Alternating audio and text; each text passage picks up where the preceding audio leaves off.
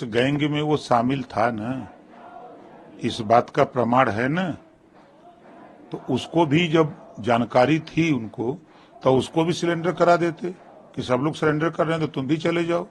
4 बजे भोर में वो भाग रहा है पुलिस के ऊपर फायरिंग करते हुए, तो पुलिस जान बचाने के लिए उसके ऊपर फायर करेगी कि फूलों की वर्षा करेगी, माला लेके पहराएगी? तो जवाबी कार्रवाई में पुलिस ने गोली चलाया। गोली पुलिस नहीं जानती है कि ये किस जाति का है। अपराधी है तो अपराधी किसी भी जाति का हो सकता है। तो वो अपराध करने वाला व्यक्ति अगर गोली चलाया है, उसमें लिप्त है, तो जो पुलिस ने कार्रवाई किया वो सही किया। अखिलेश यादव जी इस इनकाउंटर को पूरी तरह फर्जी बता रहे हैं। वो जो आरोपी है जिसका इनकाउंटर हुआ है वो यादव है, तो वो कह रहे हैं कि जात देखकर इनकाउंटर किया गया और उसकी मृत्यु हुई हो गई। अब वो जाति की राजनीति करते हैं, इस नाते उनको जाति दिखाई दे रही है। और लोगों के इनकाउंटर होते हैं तो उस पर तो उनका सवाल नहीं आता है। और जातियों का भी तो होता तो उस पर वो क्यों नहीं बोलते हैं?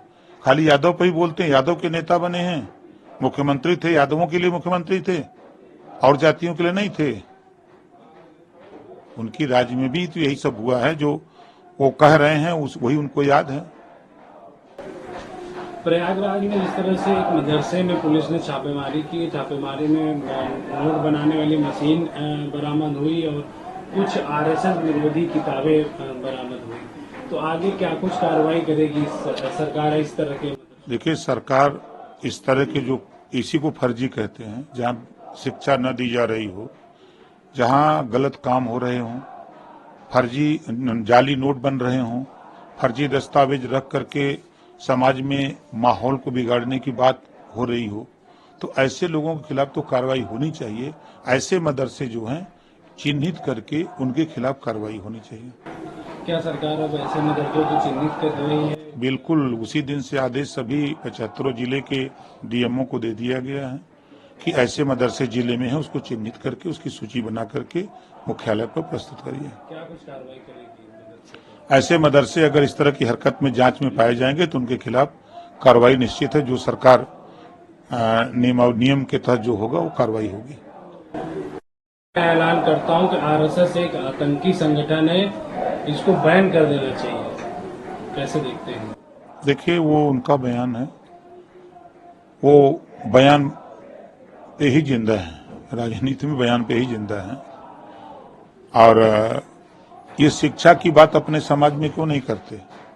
अपने समाज में जिस कम्युनिटी से आते हैं उस कम्युनिटी में ये जागृति पैदा करना चाहिए। शिक्षा के लिए, स्वास्थ्य के लिए, रोजगार के लिए, नौकरी के लिए, हक के लिए लड़ो, हिस्सेदारी के लिए लड़ो।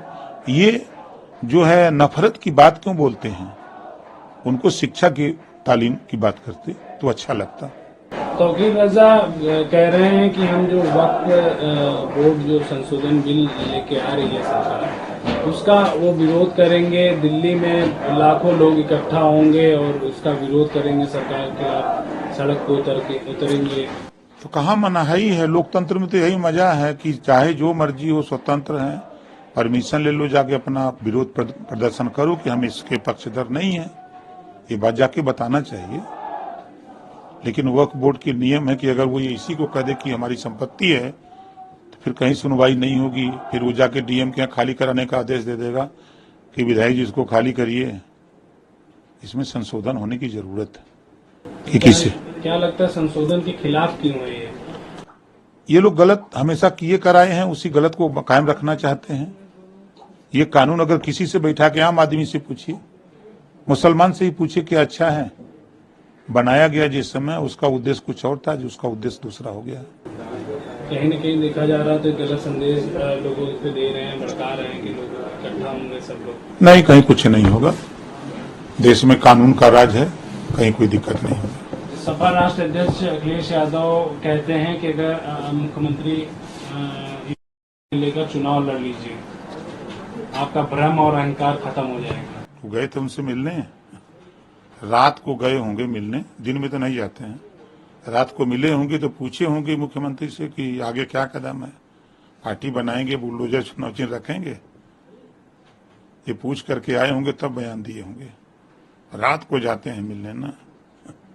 इनका बयान मुख्यमंत्री जी के बाद में आया क्योंकि मुख्यमंत्री जी ने कहा था कि बुलडोजर हर किसी के बस की बात नहीं है। इसके लिए इसको बुलडोजर चलाने के लिए दिल और दिमाग चाहिए होता है। सही कहा उन्होंने, इतनी बड़ी मशीन है, उसको चलाने के लिए तो दिल और दिमाग चाहवे करिए ना। इसके पास न चलाने का ज्ञान है न बुद्धि है तो कैसे चलेगा। क्या लगता है क्या की सीट पे किसकी जीत होगी? अब जनता मालिक है। क्योंकि विपक्ष का कहना है कि 10 की 10 सीटों पे जीत रही है। विपक्ष दुमुहिया सांप की तरह बोलता है। वही विपक्ष कहता है कि बाई इलेक्शन सत्ता का चुनाव होता है, जो उपचुनाव होते हैं वो सत्ता का होता है। जनता भी जानती है कि हम अगर विपक्ष को जिताएंगे तो 2.5 साल विपक्ष चिल्लाएगा कि हमारी सरकार नहीं है, हम विकास नहीं कर सकते। तो जनता सत्ता को चुनाव जिताना चाहती है और जनता सरकार के साथ में रहेगी। रिजल्ट आएगा, आप देखिएगा। अच्छा, अखिलेश यादव कह रहे हैं कि शुरुआत से कह रहे हैं कि संविधान खतरे में है, लोगों के अधिकार छीने जा रहे हैं। कोई सच भी नहीं और कोई सोच भी नहीं सकता कि जात के आधार पर तबादले किए जा रहे हैं उत्तर प्रदेश में। ये उनके राज में था, उसी बात को दोहरा रहे हैं कि हमारे कार्यकाल में ऐसा हो रहा था। मैंने तो देखा कि कल नियुक्ति पत्र जब वितरित हो रहा था तो हमारे विभाग में पहली बार 4 बार सपा की सरकार, लंबे समय तक कांग्रेस की सरकार, 4 बार बसपा की सरकार, और जिला पंचायत में पहली बार जेई राजभर बना है। ये साफ सुथरा चयन का है। मेहनत करने वाले लोग, बच्चे राजभर ही नहीं, मैंने उन गरीब बच्चों को देखा जो मेहनत करके पढ़ते हैं और मेहनत करके